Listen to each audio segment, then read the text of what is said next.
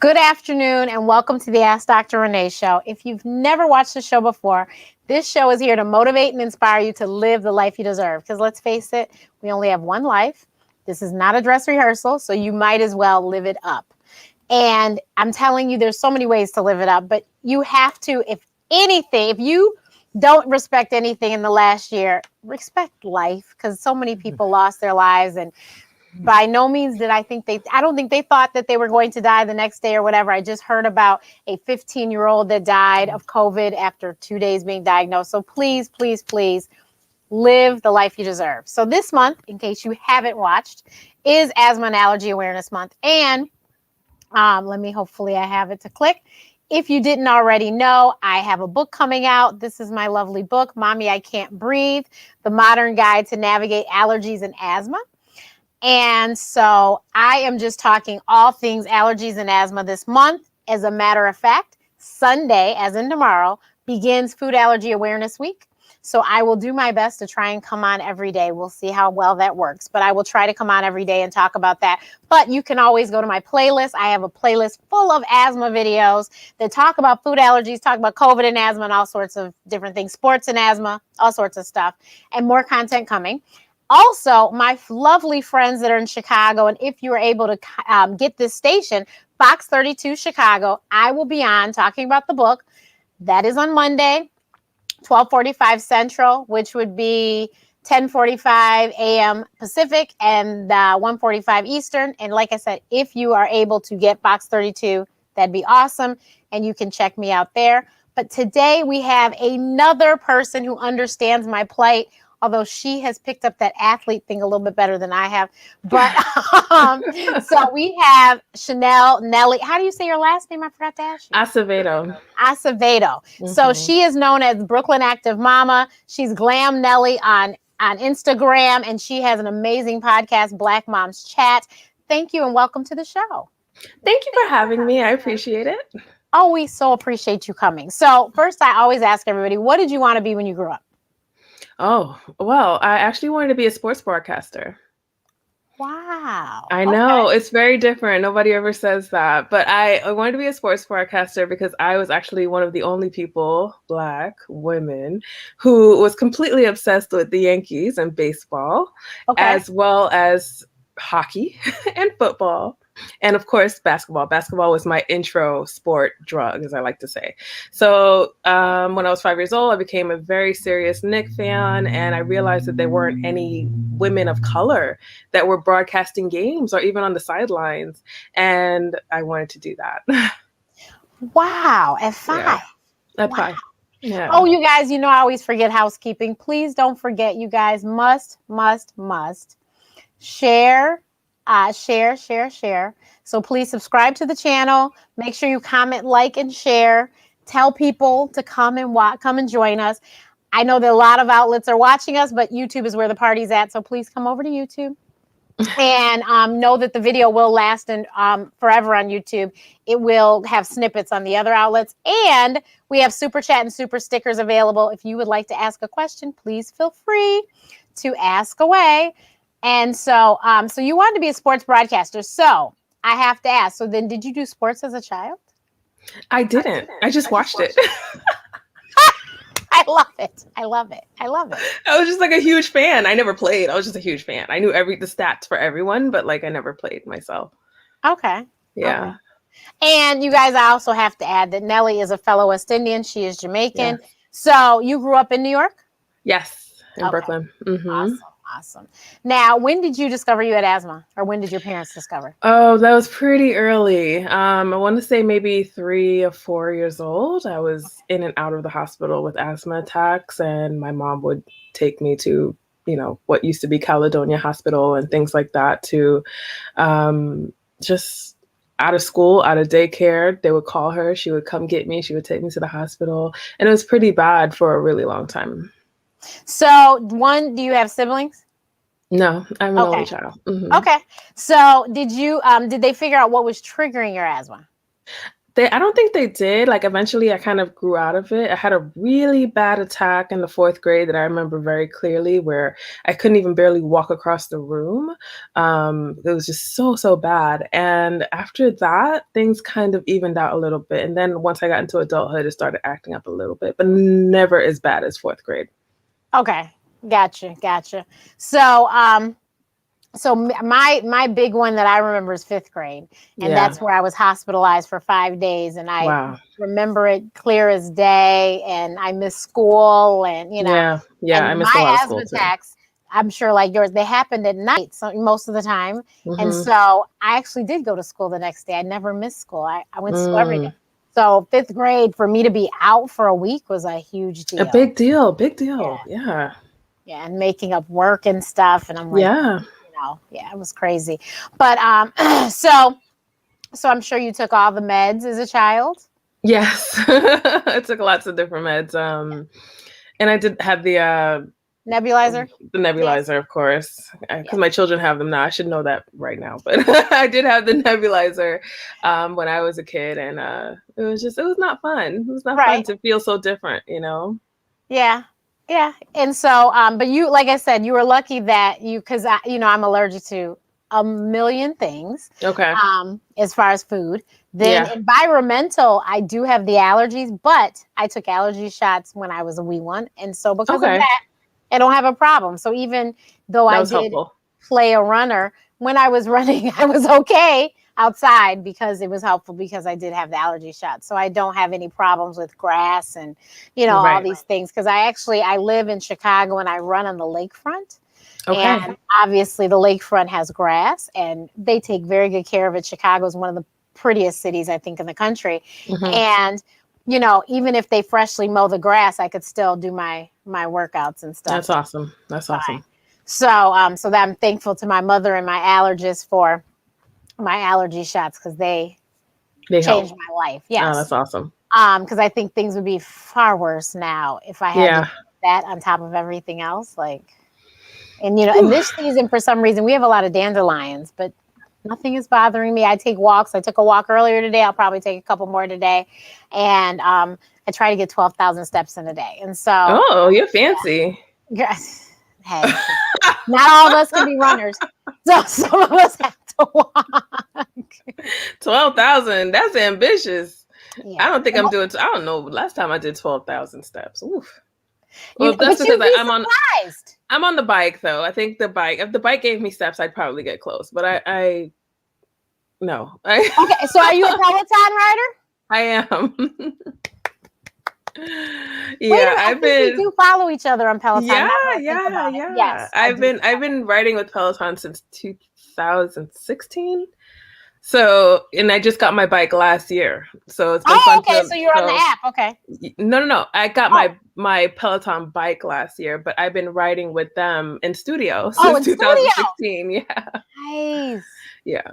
Nice. So I was like, before Peloton became Peloton, I was going to the studio because that is something about their brand. And I mean, there's a million spinning studios in New York, like a million. So you could choose them. And I used to have friends that'd be like, oh, what's your favorite spin studio, Nellie? What's your favorite spin studio? I'd be like, Peloton. I'd be like, oh, we haven't been to that one. Because a lot of people would say Soul Cycle because people were like really culty about Soul Cycle. And then people would say Flywheel. And I'm like, meh, it doesn't do what Peloton does for me. So I used to go to the Peloton studios. It wasn't too far away from my home. And I was just in there all the time. And then finally last year I said, I want a bike in my house. So I got the bike literally the week before pandemic hit. And it was so fun just to now that I have it in my bike, I ride not every day, every other day. But yeah, it was just, it's a different feeling to be in a studio, and I hope you get to come to the studio one day when they reopen to people. But it's really different and it's so fun. And actually I believe the last ride I did was the 2-for-1, the first one with Alex and Tunde for Black History Month. And that was incredible. I don't even remember it. I think I blacked out the entire time. It was so fun. It was crazy. So I been to Flywheel, Been to Soul Cycle. In Chicago, we, like New York, had a million spin studios. And I remember I went to Flywheel on a Saturday morning, and I was like, I can do this. Yeah. I came home, and when I tell you, I couldn't figure out why I was wasting my Saturday away, because we went to like a 7 a.m. class. And then I would get up to go to the bathroom, and I'd remember my butt hurt so bad. I never felt pain like that. And I was like, oh my God, I'm crippled. So everyone's like, oh, well, you need to you need to get a padded seat.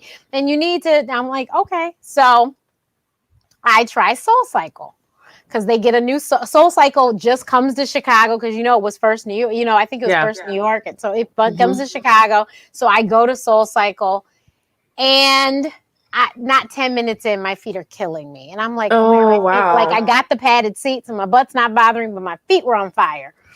And then one of my girlfriends came to town. She's been on the show twice, actually, Valicia Butterfield Jones. And she's like, come on, I'm going to go to Soul Cycle. Come with me. Okay. I go, and she was in town, so I'm driving. So I pick her up. We go. 10 minutes in, my feet are killing me again. Now, mind you, I've been given all sorts of advice. Make sure you get shoes that are size up. Then they were like, put your orthotics in the shoes. Then they were, don't. So you got all the times that I have tried these spinning studios, I've tried that. None of this has worked. And I was in pain. And so I just finally came to the realization spinning wasn't for me, because my feet, I have flat feet, I have to wear orthotics, and my feet just hurt so bad.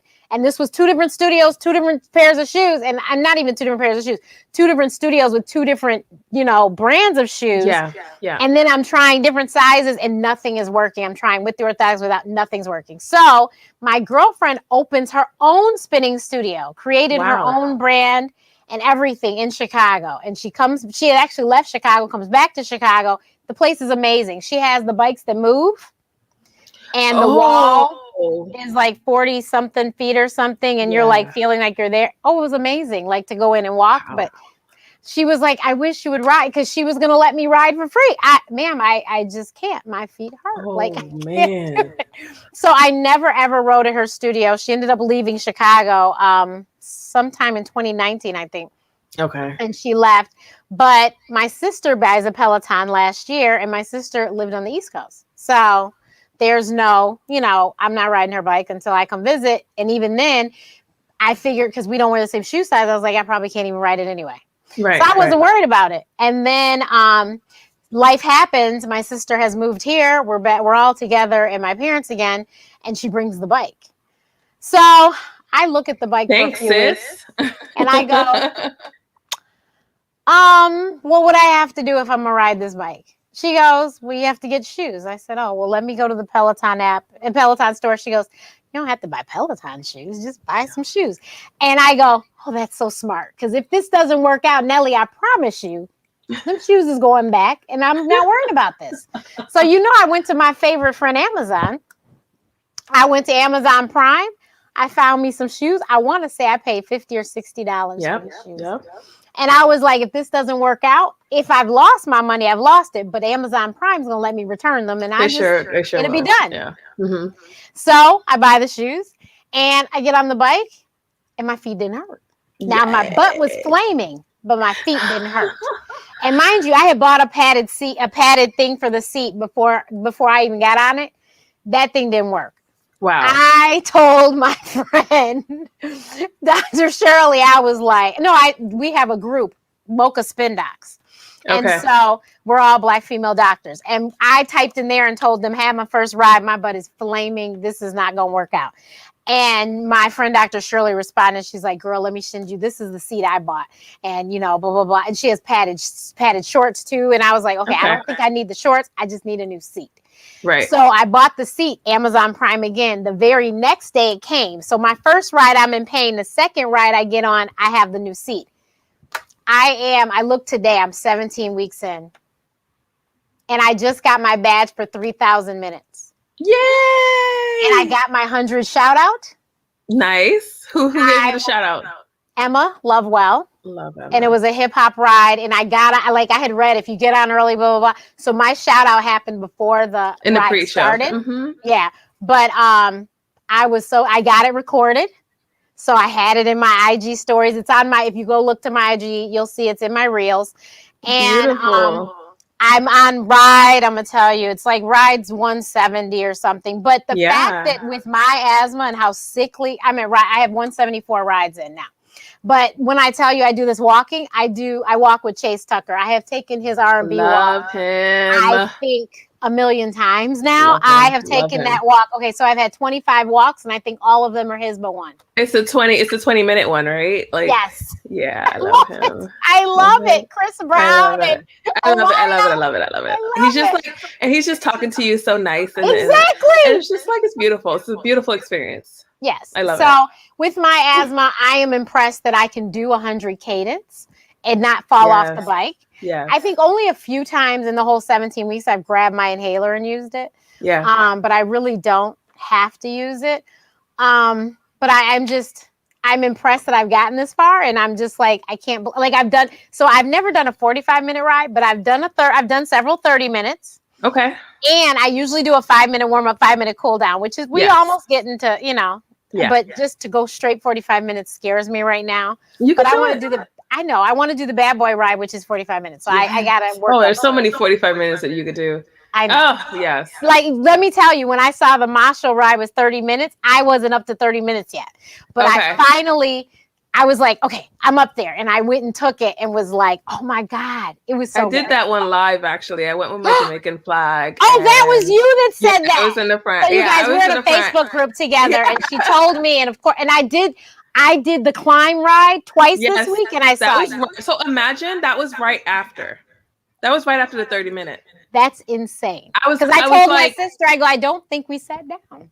I was ready to like hurl. Like, it was so bad. Like, she didn't even tell us. So we did the Marshall ride, and I'm just spent because I'm soaked. I'm just like, oh my God, all my emotions are on the floor. And 5 minutes later, she's like, you guys, we're just going to do this climb real quick. It's going to be fine. I'm just like, what? No. Oh my God.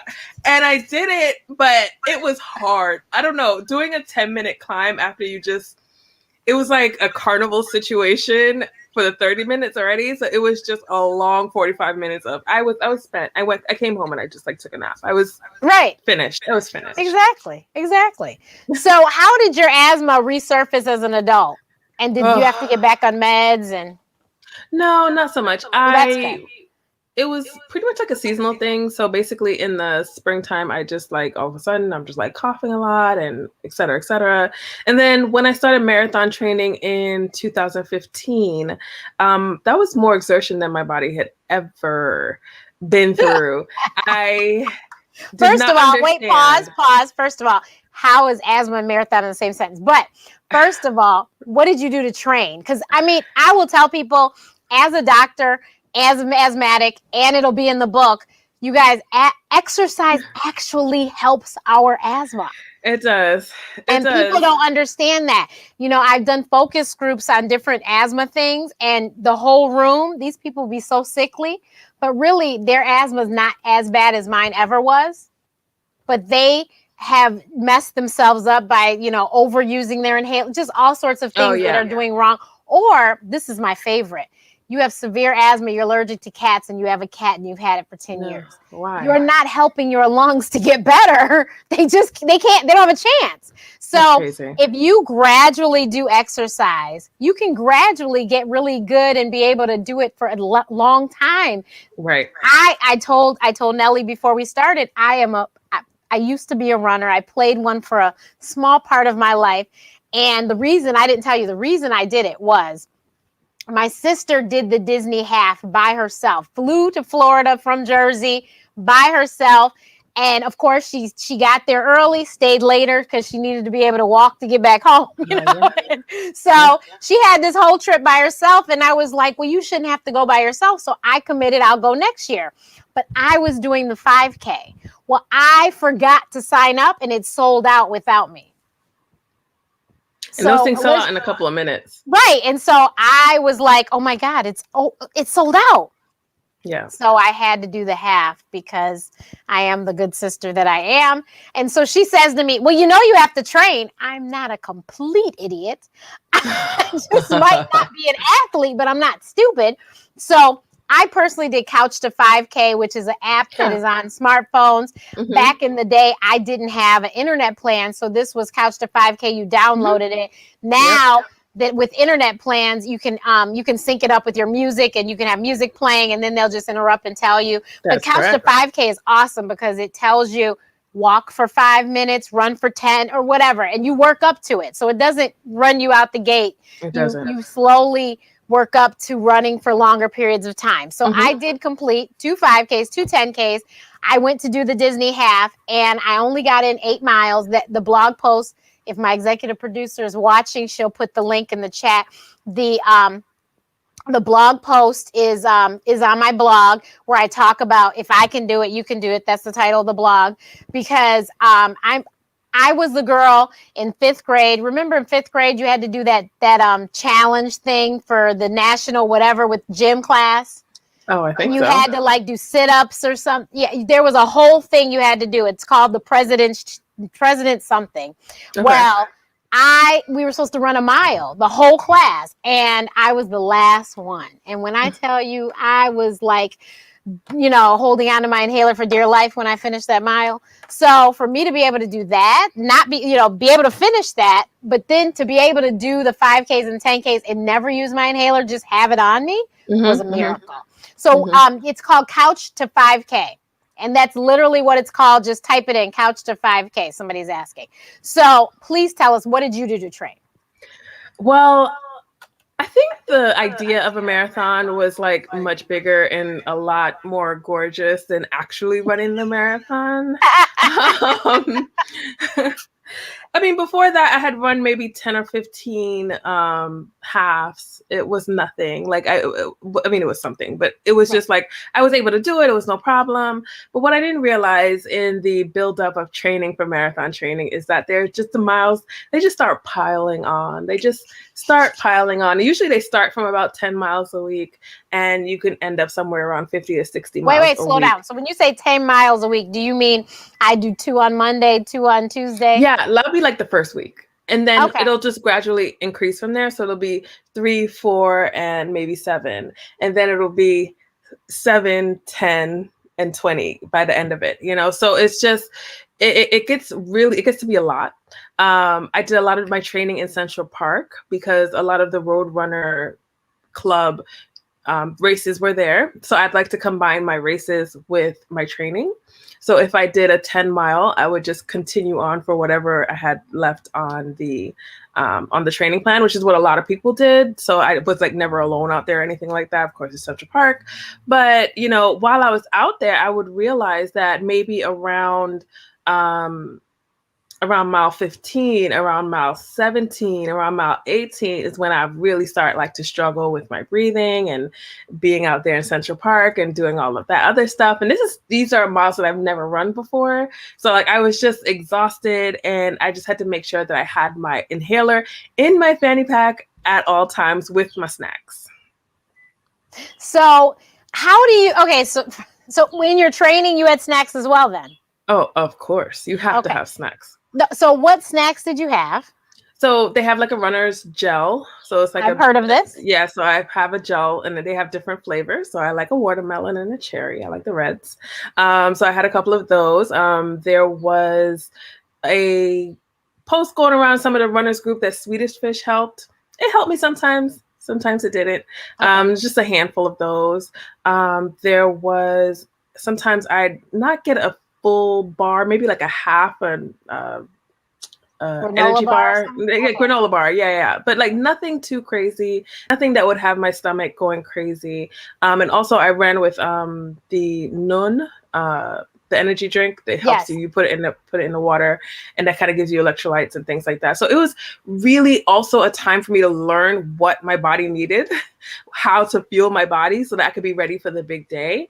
Because that first marathon, I ran 2, but that first marathon, I completely overhydrated, and I actually ate all the wrong things because it was November 1st and it was the day after Halloween, and people were handing out candy, and I was just desperate for anything. So I learned my lesson that first time. The second time, I accepted nothing from no one.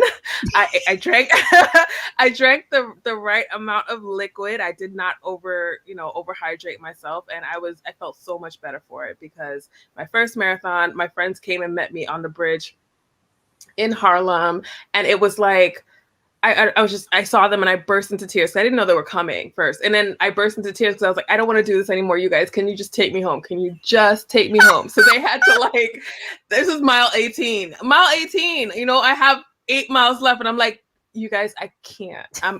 I'm done. So can we just go? And they're like, no, you're not going anywhere. You're going to keep going that way. We're going home.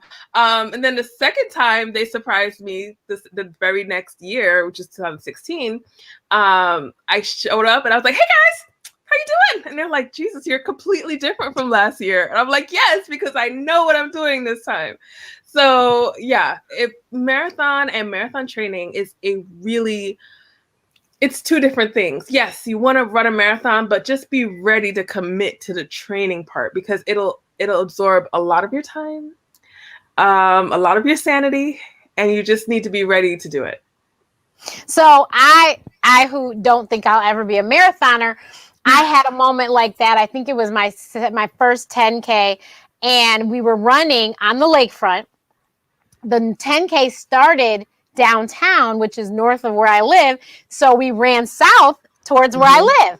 And the checkpoint, one of the checkpoints, like where they had water and stuff, was at my turn where I would go home. Ooh, baby. It's too tempting. And I was ready because it was drizzling rain. Yes. And we're standing next to the lake. I mean, I was freezing and I was ready to be done. But a whole bunch of my friends were part of the Metro Board, the Chicago Urban League Young Professionals. They were all at that was their little spot.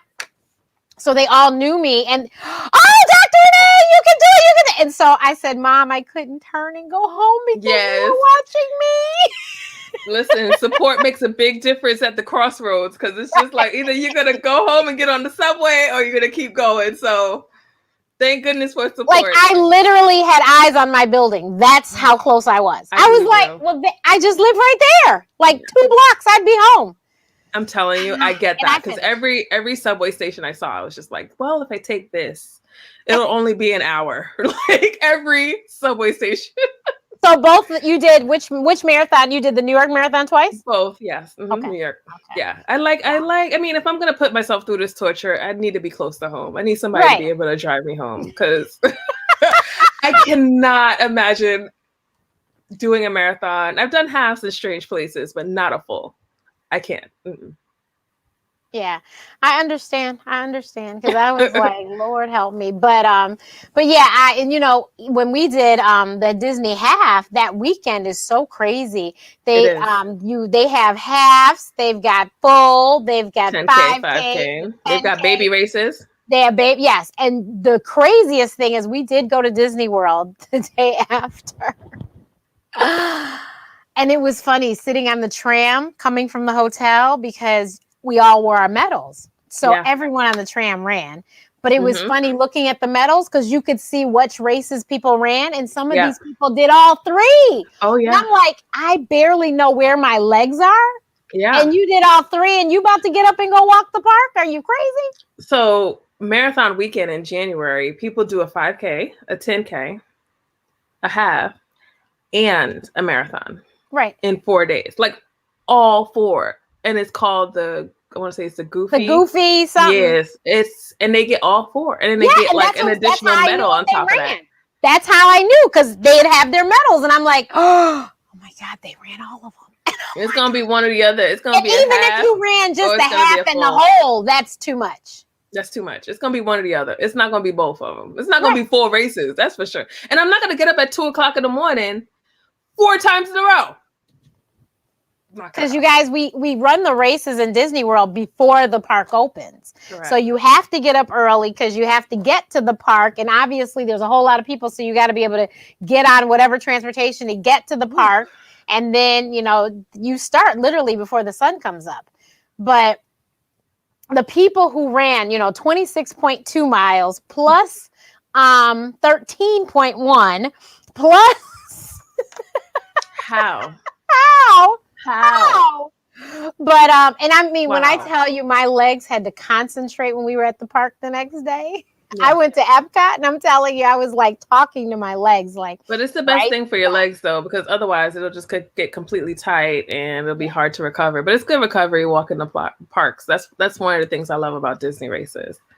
Yeah. So it was a lot of fun to be on the park. I'm a Disney person. I love Mickey, so it was Me cool, too. but I just don't I think next time I'm going to be the good spectator. I'm a good spectator. You know, Chicago does a huge marathon. We do the Bank of Yes. America, Yeah. and we a couple times where I go to brunch all the time. That's part of the one of The route. cities that they go through. Cities, Okay. town, neighborhoods. That's the word I'm looking Yes. for. We're Yeah. like the New York. We go through the different Mm-hmm. neighborhoods of Chicago. So we have been on the sidelines cheering people on, and or like one year we were standing next to the fire hydrant, and it was one of the hottest years ever. Now, mind you, Oof. because Chicago, the Bank of America marathon is in October, but it could be hot as hell or it could be freezing. Right. And so this was one of the years it was hot, and oh my God, I felt so bad for those people because I was hot walking from the restaurant to the car, Right. and you're running a whole marathon. Whew, child. And several No thanks. people, actually didn't do so, got sick because it was so incredibly hot that year. Yeah, the chances of people like falling out, if it's like above 60 degrees, the ambulance is going to be on the route a lot more. And it's just like my perfect weather is 45, 50. So if it falls somewhere between that for the 8 whatever hours I'm running, then I'm happy. You know what I mean? So And you know what? That's doable. And it because of my asthma and because of me being really bad in cold weather, my mother was in shock when I was training because obviously the Disney World half was in January, so I had to it train sure in the was. wintertime. That is the And so craziest I'm thing. training on the lakefront in Chicago. Yeah. And so I determined just because of trial and error that I can't move in less than 30 degrees. So No, I 31, understand. I think, was the coldest I ever Mm-hmm. did my training. But Yeah. less than that, I had to be in. I couldn't do outside. Oh, you're better than me. I do nothing under 40. Nothing. We are on the treadmill under 40. I look and I see, oh, it's under 40. We are going to the gym today. And that's it. Like, you are way better than me.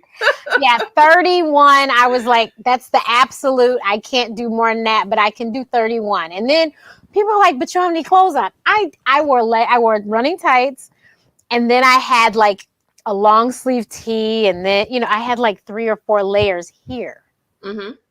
And then I had gloves, and I have I'm sure you've seen at the running store, that little thing that comes over and you can pull it up over your mouth and nose. Yeah, the neck gaiter. Yeah, yes, yeah. that was great. And I had a hat on, of course, and I was fine. And people are like, you must be nuts. And I'm like, no, I'm good. And even now, because like I said, I'm not a runner, I'm a walker. I walk 6 to 10 miles a day, usually when I'm in Chicago on a daily basis. And that's winter, spring, summer, fall. Right. And I walk snow, rain, I don't mind. I'm good. That's amazing. And they're like, but aren't you cold? I'm like, no, I'm fine. You get going, you don't even think about it. Right. Your body heats up. It's all good. Right. So I'm just like, I think kudos to you. 1 marathon was a lot. 2 is a whole lot. 2, I have to prove it to myself on the second one. I got you. So I'm sure you have tons of medals. I do. A lot of medals. 5K medals, 10K medals. New York Roadrunners are really good about that. They give really awesome medals. I've done stuff with the Black Girls Run group where they send me medals. My sister was doing a lot of running with them when she was on the East Coast. Yeah. Yeah, and it was really, really, really, really fun. Like I said, I've done 17 half marathons, so that was also really fun. I've done 3 Disney halves, so that's really fun. Okay. Yeah, so yeah, it's been a good little journey, a good little running journey. So what did you say? Well, what ages were your kids when you found out they had asthma? Oh, my oldest son, I found out he had asthma at, I want to say 7. Okay.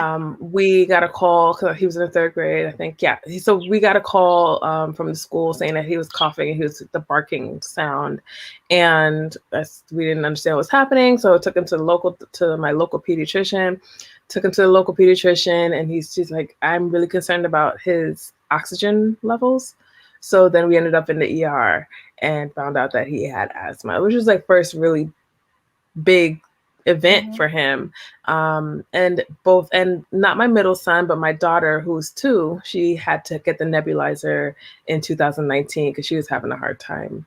So I think somehow it knock on wood, skipped my middle child, but these my oldest and my youngest have definitely had to deal with it. Now, do they have any allergies? Neither one of them have any allergies, and I'm always very weird and concerned about it because I have a huge iodine allergy, so I can't have anything out of the water. So no seafood, no nothing like that.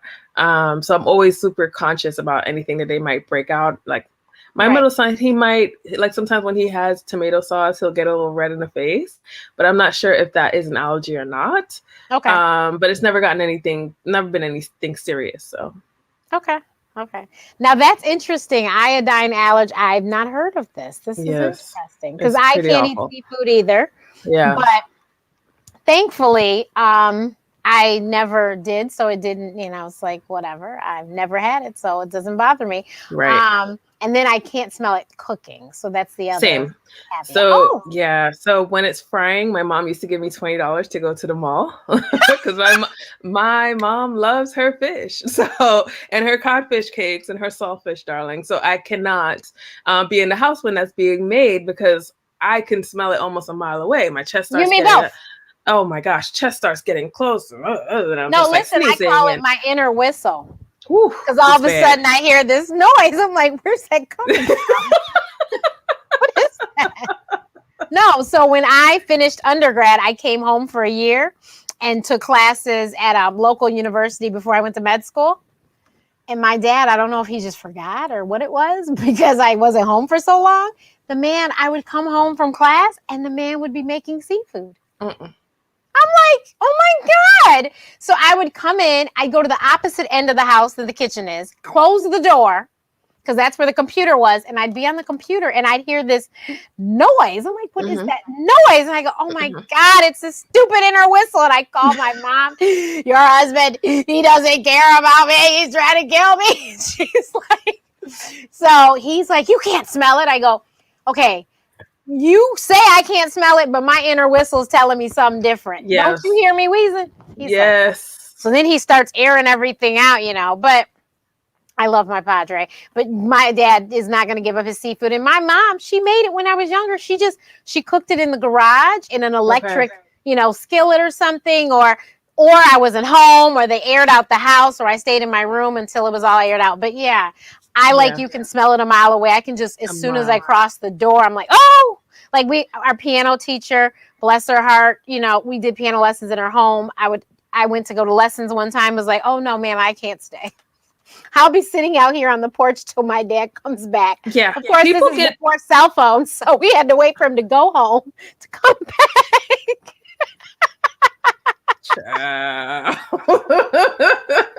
But I was like, I can't. My whole thing is because, especially when you can't breathe, you don't forget not being able to breathe. It is not a comfortable situation. It's a very uncomfortable situation, and so it was not like it was. I wasn't sitting outside in the wintertime. It happened to be warm outside. I will just sit here on the porch and wait for my daddy to come back. My sister, she's okay. She can go on your phone and call my dad and tell him, call my mom, tell her to send him back and come get me because I can't in your house right now. Yeah. Yeah, it's really scary. And I don't know if you ever had any issues with cross-contamination at restaurants and things like that. So like I take a bite out of like a burger or something, and then my husband, my then boyfriend I guess, he'd look and he'd be like, so your lip? There's something Hitch. Hitch. Have you seen Hitch? Yes, yeah, I've seen Hitch, but it's not that bad. But man, it's just like it'll start lumping up, and he's just like, I think you might have eaten something with some kind of seafood on it because your lip, girl, it's rising from the right side. So yeah. So so the allergy test that I had, Draca asked, how would you know if you never had seafood? So the allergy test that I had, when I remember when I was 10, I had it again, but I had it prior to that. But I had a scratch test. That is the best test. There are blood tests they can do, but the scratch test is the best test. And the scratch test, they literally give you a sampling of the things you're allergic to and watch for reactions. So That's pretty you cool. can imagine with my allergies, my entire back was flaming. And then they put the environmental ones in my arms. And they're like, don't scratch. So I am on fire, basically. Wow. Everything is flaming. There is like barely 5 things that I'm not allergic to on my back. Good Jesus, grief. save me. And I'll never forget, I was the last patient of the day. I don't know if the doctor did that on purpose. I cried. I screamed. I was embarrassed because I'm the older sister and my sister was there and I'm making a complete fool of myself. My father is just, he didn't know what to do. So he's like, we'll take you to McDonald's. Okay. And I just was so, that didn't make me feel much better. I was so miserable because I really was allergic to everything. And so, yeah, so the best test is a scratch test. It's just it could be a painful process. And I'm telling you, I'm not having any more scratch tests. I'm okay with what I'm allergic to. I'll just be okay with that for the rest of my life. I've had enough close calls that I know pretty much those big things I'm still allergic to.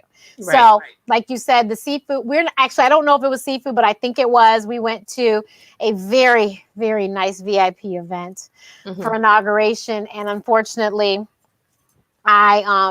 I thought I was okay and I wasn't okay.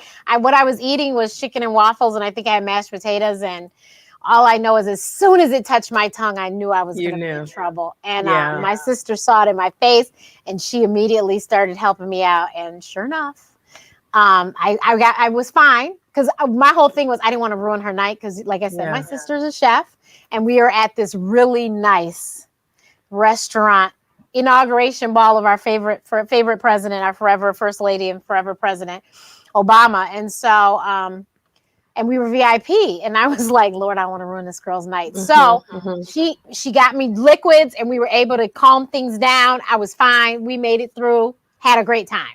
Okay, so we get in the car. We went to the MLK Memorial because it's like 3 a.m. and nobody's there, so we can get pictures.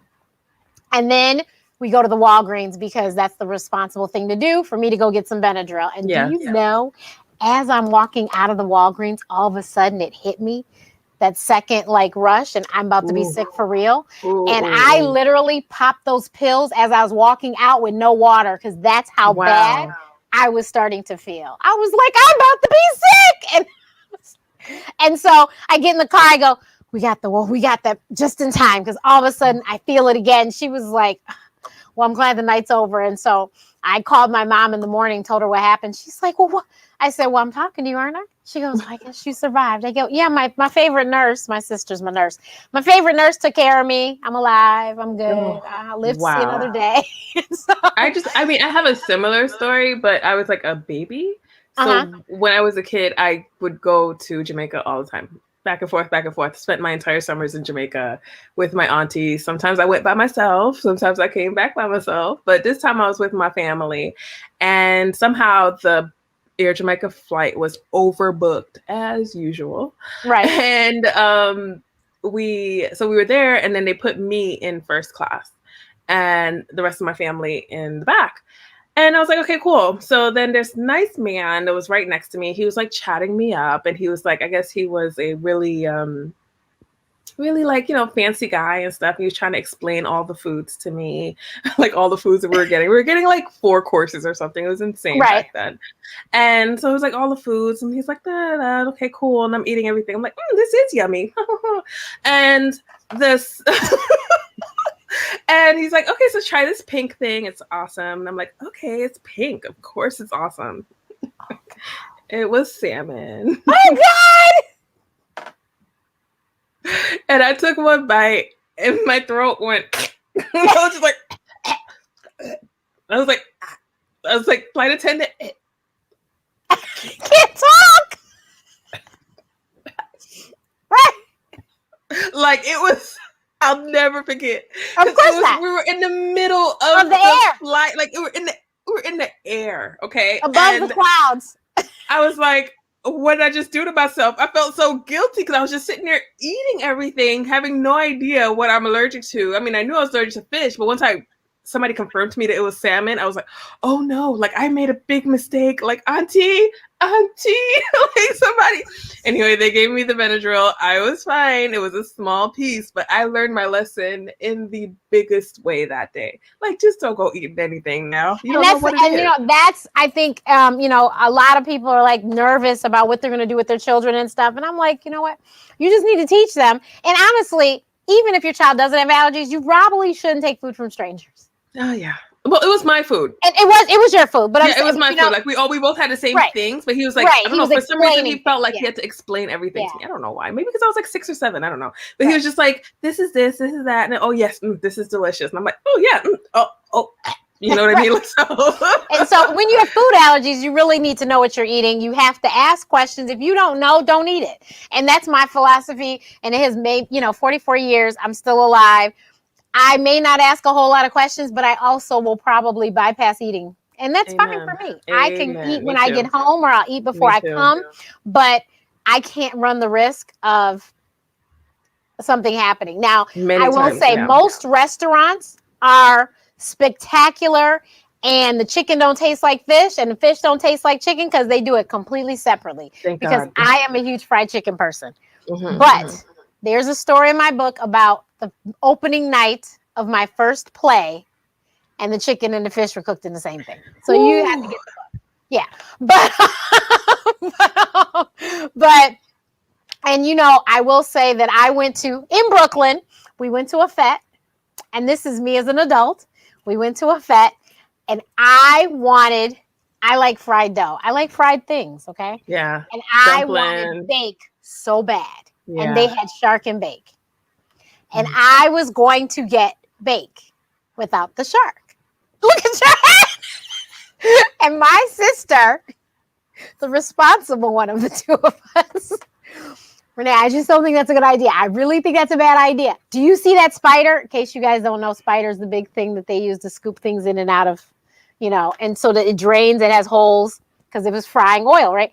Do you see that spider? They're using the same spider for the bake and the shark. Renee, this is a bad idea. This is a bad idea. Because, when I tell you I'm just going to do this, I'm just going to do this. I don't care what you say. I'm going to have that bake today. Oh, baby. And then I watched them and I was like, that wouldn't be a good idea. Because then I would have ruined everybody's time at the fete, because we'd all had to go home because I'm not from New York. So my cousin who brought us, everybody would have to go. So my sister, I told you this is not it. So I didn't have it. That's the thing. Now, at the fetes, they do anything they want to do. You got to be real careful. No, but I will say this. Trinidad Carnival and Antigua Carnival, those are the two countries that I have done carnival. I've not had any problems, and I've eaten on the road, just like everyone else, all day. I've never had any problems outside of carnival eating, just eating on the road anyway, eating food off the street, street food or whatever. So I will tell you that I had bake finally. We went to Richard's, which is really famous for their bacon shark. Richard's had chicken and bake. Yeah. And they told me, because we asked, they had them completely separate. The chicken was like way over there, and then the bake, the shark was back this way. So they were separate. Okay. And so I was able to enjoy it, and it was delicious, and I loved it. It was great. And now I know how to make bake. I've made bake. But yeah, thank you, Jesus. Because I couldn't imagine going to Trinidad or Antigua and missing out on the food. Doubles in Trinidad, I was able to eat doubles on the street. I've never had any problems. I will tell you, in Antigua, I went to the grocery store to get some food at the, like the deli kind of thing. Yeah. They had hot food, and I asked, because dumplings, of course, and I was like, what do you fry those in? And I said something, and she goes, oh, that could kill someone. And I was like, glad she knows. So I will say, she said it, not me. And so I was very impressed with my West Indian family for saying something like that, because I will say that for the most part, and we figured this out for most of the islands, they usually fry with vegetable oil. Mm-hmm. They do not fry with in America now they fry with canola and soy and all these strange oils. Yeah. No, they usually fry in vegetable oil, which is why I've never had a problem on the islands. Whereas here, I've had several close calls with getting sick because a restaurant. There's a story in my book about a restaurant that changed. I used to go all the time, and then they flipped the script on me. And I'm like, how can you flip the script on me? Like I went all the time in college, and this is probably a 20-year gap. But they said it was cheaper because I did speak to headquarters about it, and they said it was cheaper. And I'm like, okay. And then, they're trying to say it's healthier, soy oil. And I'm like, okay, whatever you say, but I can't eat your food anymore. So in culinary school, they're taught how important it is to be allergy aware, just be aware of all of the allergies that are out there. But somehow it just gets lost in the sauce, and they just somehow they put that fish patty on the same one with the burger patty, and it's just like probably trying to rush, probably trying to get things out quickly, but it's just like, you guys, this is a life or death situation. You can't do stuff. And I'll be honest with you, the Red Lobsters, I've never had a problem with. I used to go to Red Lobster all the time as a kid, because my mom would travel and my dad would be left with us, and he couldn't cook, and he likes Red Lobster, so we go to Red Lobster. And I would order chicken fingers and fries, and my sister would have the same with me. And then as she got older, she started eating seafood. But I've never had a problem. Red Lobster. I've never had a problem at fancy restaurants, obviously nicer restaurants. But when I tell you the opening night, it was a cheap little dive.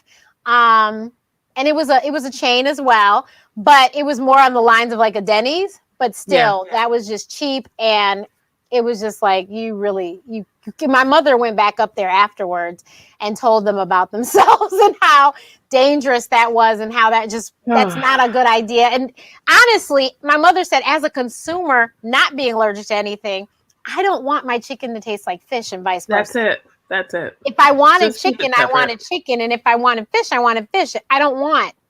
And they taste, when you do that, there's a strong taste. I mean, come on. Yeah. So yeah, it's very dangerous. Shouldn't do that. Now, did you know that the chef, oh Lord, he is Asian, Ming something. Maybe my executive producer will come in and tell me. But his son, I think, has allergies. And so all of his restaurants, he is like meticulous with the whole allergy thing. I saw him on Dr. Oz, and he is very meticulous because allergies are in his family. So he is hypersensitive to it. And he wants his son to enjoy food because he's a chef. And so he has a whole allergy menu. And actually, I will tell you, in 2021, most restaurants now do have allergy menus. I think it's because they don't want to be sued. That makes sense.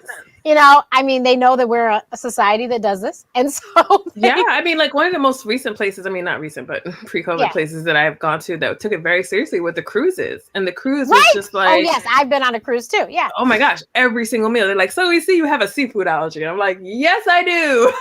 You know what I mean? Like, so, and they took it so seriously that every single meal that I sat down for, they reminded me of my own allergy. So I was very grateful for that. And it was on a Disney cruise, the last one I was on, and it was fantastic. Yeah. So we have to talk about your podcast. First of all, how long have you been podcasting? So we've been podcasting now just since February. We're a pandemic podcast. Yes. February 2020. Yes. Okay. No, awesome. February 2021. Oh, this year. Oh, okay. Yes. Okay. Yeah, we're new. We're babies. Okay. So Black Moms Chat. So what do you guys get to talk about on Black Moms Chat? So we talk about everything. So we talk about birth, we talk about our dreams, but pretty much anything from a Black mom's perspective. And we talk about our struggles, we talk about our wins, and we talk about how things are different for us and how we can raise our babies in the best ways possible, considering everything that is happening with Black Lives Matter and everything that is happening in the environment. We just talk about ways and tips to help us be the best mothers that we could be. Awesome. Everyone, please make sure you subscribe to her podcast. It's found everywhere the podcasts are found. Yes, absolutely. And it's me, myself, and I co-host with my dear friend, Adana, who's at Rattles and Heels. Between us, I know her too. Yeah. We have 6 kids between us. So we know a little something about mothering. And we come out with a new season in the next couple of weeks. Awesome. Everyone, please subscribe. Now, please, how did you become a blogger? Oof. It's been so long, right? It's been 10 years now. See, I'll be 12 this month. Yes. And now it's my full-time income, but that's not how it started. But I became a blogger because my son, my amazing son, would not go to sleep. And I wanted to write about that. And I needed somebody to understand that I was up at 3 o'clock in the morning while everybody else was sleeping. So I started typing about that. I started typing about my weight loss, my journey to weight loss after having a baby, because I thought that once you had a baby, the weight loss, It the just weight all just goes with the baby. With the child. So I was like, whoa, this is a different body, and I need to figure out how to make that better. So that's when I started blogging a lot of fitness, a lot of weight loss. My marathon journey led into that. And now I do a lot of recipes and printables and things like that. But yeah, we serve about 100K per month. And it's been such a blessing to be able to create content for a living. So between that and the podcast, it's really been a fun time. Awesome sauce. So everyone, please check out brooklynactivemama.com. Yes. Please subscribe to her blog. As you hear, she has 100,000 people views a month. That's a lot of people. Yeah, that's a lot. And so, and I've had several bloggers on my show. Actually, you probably know some of them. Mm-hmm. One of them, who also is a mother, may she rest in peace, was Regine Straude. Did you know Regine? I did not. Okay. But I did hear the story. Okay, yeah. So Regine was on my show. She is, thank goodness, the only person that has been on the show that died. But she was on my show, and she was a full-time blogger, too. She was a single parent that turned blogging into her full-time job. And she was raising her little boy. And actually, he saw the video of her and commented maybe about 6 months ago on my YouTube channel and said, that's my mom in the video. And I was like, and I went to the funeral, so I had seen it. I was like, oh my God. And I'd been to the house, so I had met him before. I was like, oh my God. And so he responded, he emailed me. So he's doing great. And I was so happy to hear that, because he was probably 6, 7 when she died. Wow. So it was so sad. But yeah, so blogging can be a very, very lucrative thing, even today, because a lot of people are like, oh well, there's so many. No, I nobody strongly can talk like you.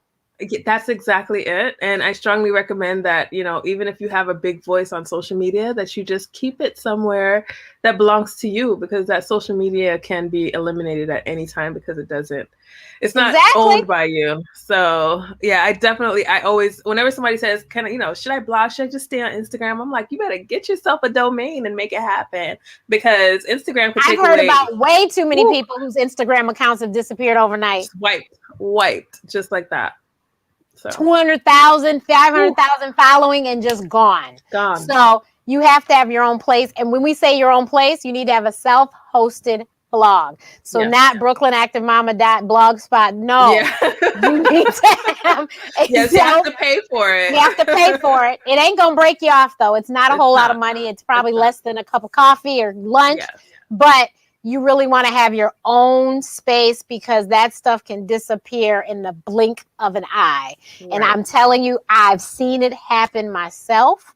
Facebook pages disappear too. They can get hacked and taken over. Yep. And demand money from you. Right. I had somebody hack my Facebook page, and when I tell you I was nervous, Nellie. Oh my gosh. Because I have a verified page. And I'm a doctor, and so if you put out something that's crazy, then that's going to mess up my reputation. Gosh. And so, by the grace of God, I knew someone at Facebook, because not everyone knows somebody at Facebook. Correct. I knew somebody who was able to, within 24 hours, get that fixed for me. But, that's awesome. And this person wasn't even in that department, but she was like, I got this for you, and she handled it. So.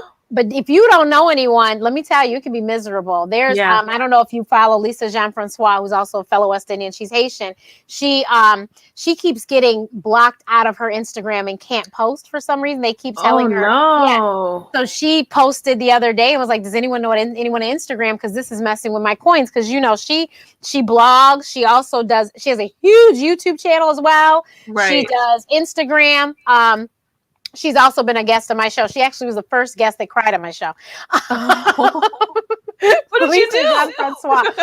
Look, just call me the next Oprah. Psych, I'm playing. Gotcha. No, but I love her. But yeah, it's really serious when we say you need to have your own thing.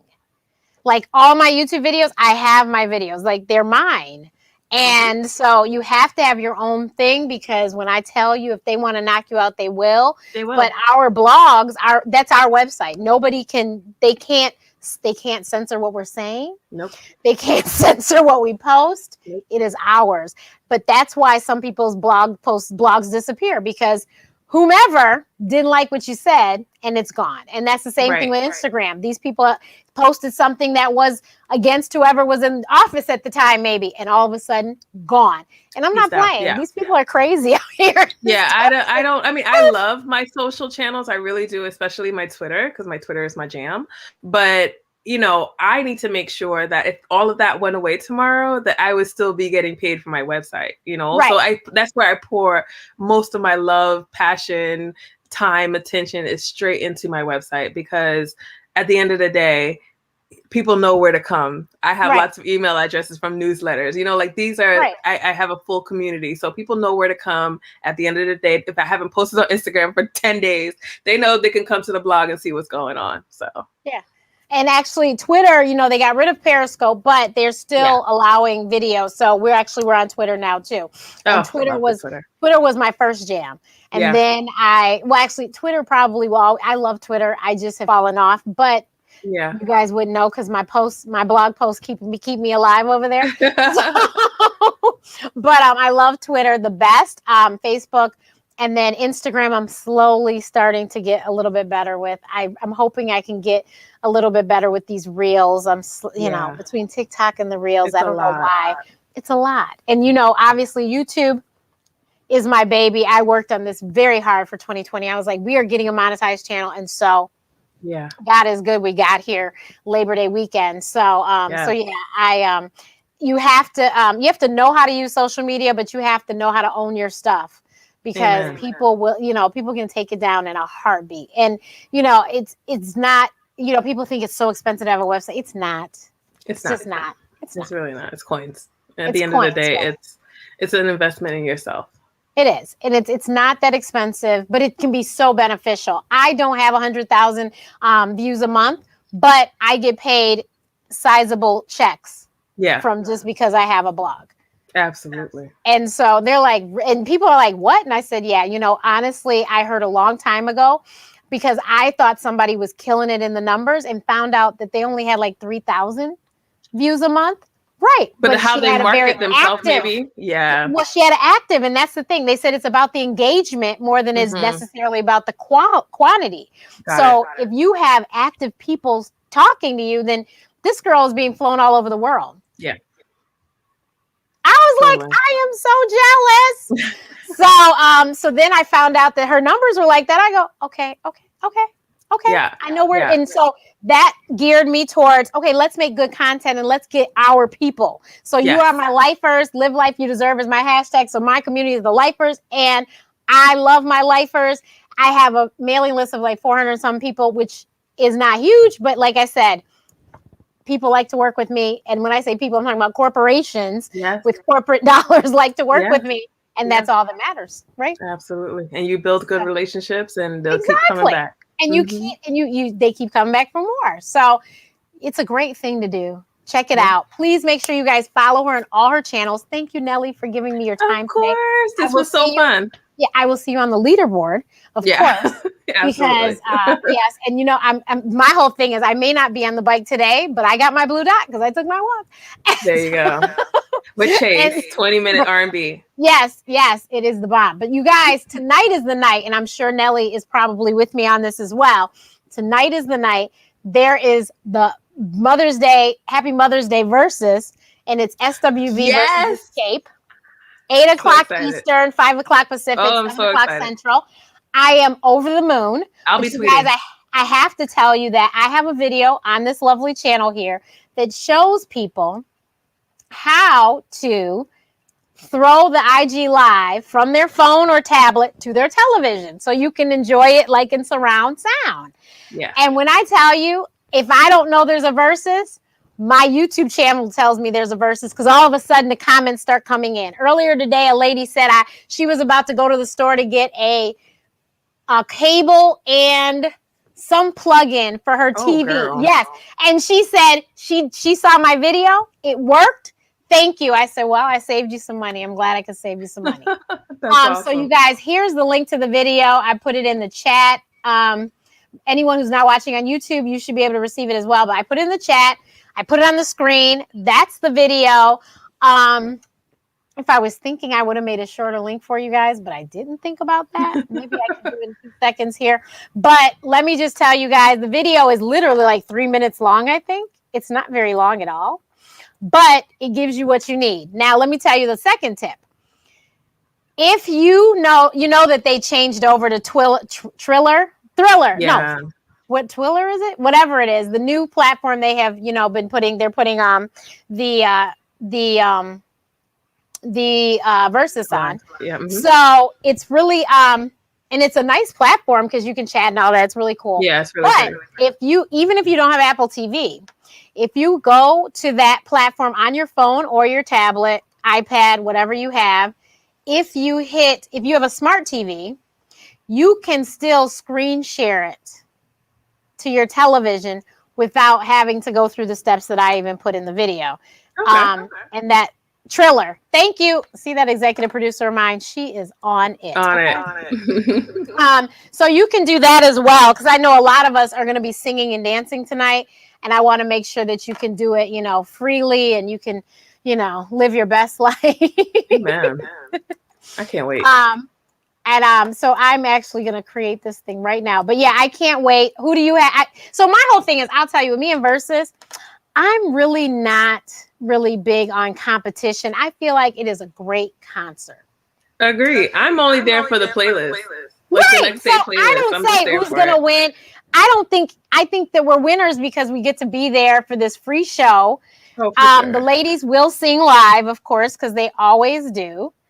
Well, I would just like to say that SWV has a much stronger hold on my heart because I remember as a kid singing Weak from the top of my lungs, like no other song. That song is a part of the fabric of me. So it's hard for me to kind of go any other way with this one. It is. So I think that I'm torn because we like both very much. Like Escape, I'll tell you, my sister, when I was a freshman in college, is when Just Kicking It came out. Okay. My sister loved that song. And obviously I went to college, I left home, and I didn't have my sister anymore, so I missed her so I would hear that song and I thought of her. She owned Escape stuff before I did. And then the Brat, like all the So Def was kind of Alicia's thing, jam, and she taught me about TLC, like all of that was her jam. Right. Oh my gosh, Natasha Nichols, another fellow blogger.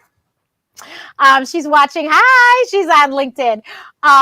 Natasha is actually my sister. She knows it, but she's my sis. Oh, really? Okay, so I'm a Chicago person, so I've been blessed to I met Natasha, and I've been blessed to be able to interact with her, and I love her and her lovely family. House Full of Nickels is the name of her blog, and all of a sudden just came to me. But Natasha is one of those amazing people creating an urban farm, so you guys have to check her out and support. But she is over there in Chicago and literally creating a farm. Like they have chickens and all of that, and fresh food and all of that. So Natasha's doing it. Her nonprofit, you guys should donate. It's We Sow We Grow. We Sow We Grow. Thank you so much. I was like, I had the sow and couldn't think of the other part. Thank you. So you guys check out We Sow We Grow.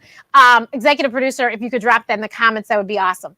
So my whole thing is, so my sister Escape really reminds me because, like I said, I was going to college.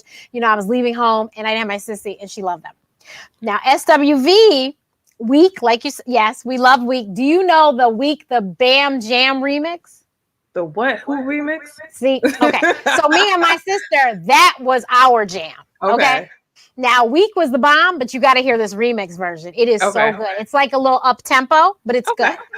And the beginning of it is so beautiful. So I'm very to SWV too. And then SWV, Can We? Reminds me of college days, and everyone laughed because they knew that was my song. And my sister, that part with Missy Elliott, that was Okay. Okay. And that was her favorite part. So when I tell you we're gonna have a jam night, we are going to jam tonight.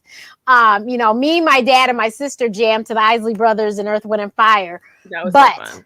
yes, that was amazing. What a great Easter Sunday. And but that playlist is slapping. The next day I remember I was cooking, I played the whole thing. That was so great. Oh man. That was excellent. Excellent. But SWV and Escape, they all still have it. Somebody said Coco still have. Yes, Coco does still have it, but they all still have it. They all sound good. Yeah, I saw Escape when they all came together. Maybe that was in 2019, I think. I saw them. I was front row at the United Center. It was an amazing show. Amazing show. They did an amazing job. So I can't wait. I'm looking forward to it. I just can't wait. Now, it was funny. I was talking to my trainer. He didn't know SWV had a reality show. It was great. Oh, I watched it. Oh, I watched it. Thank you. Oh, I watched it. I watched it. Right. We were listening to Always on My Mind, and I was telling him about the producer that did the song, and he was like, how do you? I said, because he was on the reality show. Mm-hmm. Yep. So I missed that show. I wish they would bring it back. It was a good show. Yeah, I liked it. But yeah, I think that those ladies, I think the best thing about both these groups is that everyone can sing. Yes.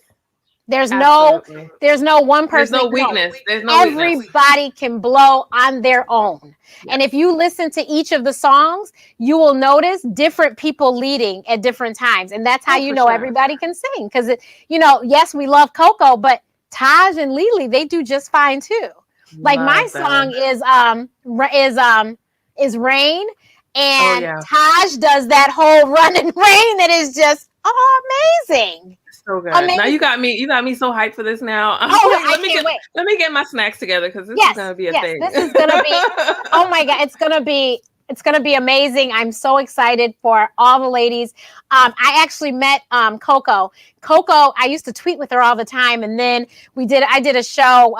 I was at a show, and I was backstage, and she was there, and I said hi, and she knew who I was because we used to tweet all the time. Yeah. And she was very nice. It was lovely. So awesome. I'm very, very excited. I'm so excited. This is going to be so amazing. So I hope everybody will watch it. Please, you can check out my little video if you want to know how to throw. If you have a Fire Stick, that's the one catch. This is a Fire Stick. How you use the phone or tablet, and you use a Fire Stick to get it on your television, because not everyone has a smart TV, but if you have a Fire Stick, you still could do it. Right. The smart TV, like I said, you just need to do screen mirroring. You need to find that on your TV, and it'll pop up on your tablet or phone. You have to hit the button, and you actually can control the volume from the tablet or phone on the television. It's pretty freaky, but but just call me the tech guru. So yeah, I have a lot of videos, like stuff like that, because once I figure it out, I want to share with other people. Right. So this has been the Ask Dr. Renee show. Like I said, tomorrow starts Food Allergy Awareness Week. So please stay tuned. Make sure you've hit the notification bell so you know when I have new videos, because like I said, I'm going to try and come on every day this week. My sister did put the Facebook group for We Sow We Grow in the chat. Natasha, thank you. She put wesowegrow.org. That is her website. I could throw it up here, but it's going to take me too much time. But you guys, thank you. And Nellie, thank you so much. It was great meeting you. This is our first time chatting, and she was just lovely. Oh, thank you. And so are you. Like I said, I can't wait to see you on the leaderboard, and I'll see you, of course, in Soca Moms Caribbean Cafe, our lovely community. And it's been great. So you guys don't miss SWV and Coco tonight. Drinks on me. I'm sure the after party will be at Club Quarantine with my brother D Nice, who's also been on the show. Once again, drinks. I'll do a round of drinks. And so when Club Quarantine first started, we used to do that. It was so much fun, and it was so funny. So my sister goes, it was all the people we knew, and then it just blew up. I was like, right. That's awesome. It's been a saving grace. Oh my God, he's such a great person. He was honored this week by Silence the Shame, which Shanti Das has been on the show twice as well.